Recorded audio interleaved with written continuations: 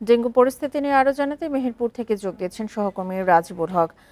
রাজিবুল, মেহেরপুরে কি অবস্থা দেখতে পাচ্ছেন ডেঙ্গু পরিস্থিতির? চিকিৎসকরা কি বলছেন?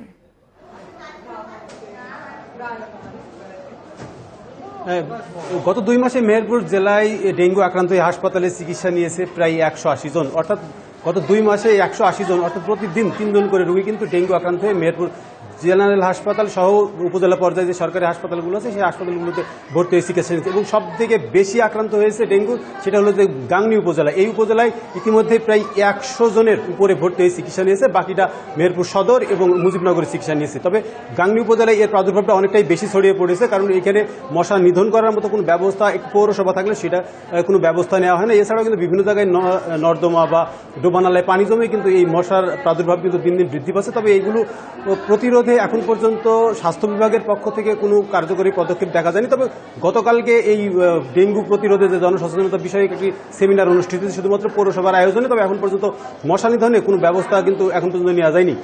এটি তো শুধুমাত্র 180 জন কিন্তু মেহেরপুর জেলার যে 3টি সরকারি হাসপাতাল আছে সেখানে চিকিৎসা নিচ্ছে। এছাড়াও এর বাইরে কিন্তু বিভিন্ন যে বেসরকারি ক্লিনিকগুলো আছে সেগুলোতে কিন্তু আসলে ডেঙ্গু রোগীর সংখ্যা অনেকটাই বেশি। সেগুলো কিন্তু আসলে সরকারি হিসেবের বাইরে তারা চিকিৎসা নিচ্ছে এবং সেখান থেকে তারা সুস্থ হচ্ছে। তবে সচেতনতা বৃদ্ধি না করা পর্যন্ত কিন্তু এই মশা বা যে ডেঙ্গুর যে প্রভাব আছে এটি কিন্তু আসলে বিস্তার রোধ করা সম্ভব হবে না, যেহেতু মাঝে মধ্যে বৃষ্টি হচ্ছে এবং বৃষ্টির পানিগুলো বিভিন্ন জায়গায় জমে থাকছে, আর সেখান থেকেই মূলত এই মশার উপদ্রব বাড়ছে। তবে স্বাস্থ্য বিভাগ বলছে যদি কেউ মশায় ডেঙ্গু আক্রান্ত হয় সেক্ষেত্রে সরকারি হাসপাতালগুলোতে যথেষ্ট চিকিৎসা ব্যবস্থা চালু আছে। সেই ক্ষেত্রে এখন পর্যন্ত জেলায় ডেঙ্গুতে আক্রান্ত হয়ে মৃত্যুর খবর পাওয়া যায়নি। তবে ডেঙ্গু আক্রান্তের সংখ্যা কিন্তু দিন দিন কিন্তু বেড়েই চলেছে।